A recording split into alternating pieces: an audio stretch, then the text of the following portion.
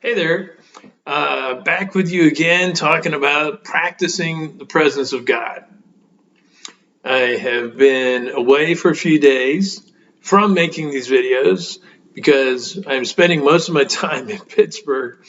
And while I'm here, I'm getting radiation treatments for a cancer, a prostate cancer. And so some of the days earlier this week, Monday, Tuesday, Wednesday, I have just not been feeling that good and not feeling like making any videos. But today I do want to get back on track, talking about our book, Practicing the Presence of God. And practicing the presence of God, that is really what life itself is all about.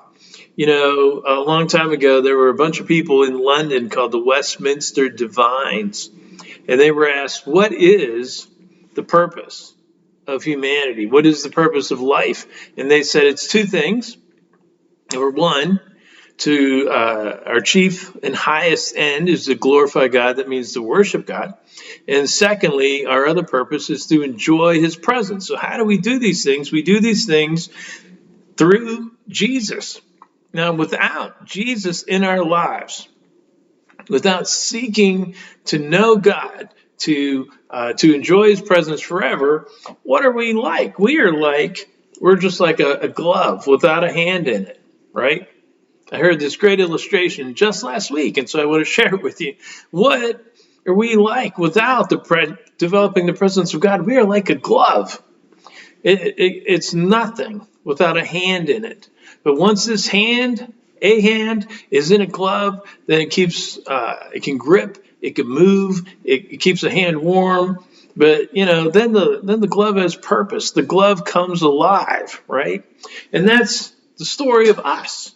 Without developing the presence of God, without spiritual formation of reading the scriptures, of meditating and reflecting on those scriptures, without praying the scriptures back to God, without developing the presence of God in our lives, we are not really enjoying God. We are purposeless. We are like an empty glove.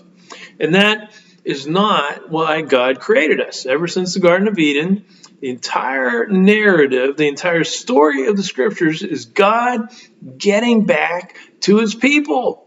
And that's why Jesus came. That's why we're going to be celebrating Good Friday and Easter in a few weeks. Jesus came to bring us back together, that instead of us being an empty glove, that we would be practicing the presence of God and having his fullness in us. So as I get started again, I hope you'll give me your attention and we will get back on track with these talks. Our spiritual formation, developing the presence of God, is so vitally, vitally important. It's why God created us, so we might have communion with God through his son, Jesus. So thanks a lot.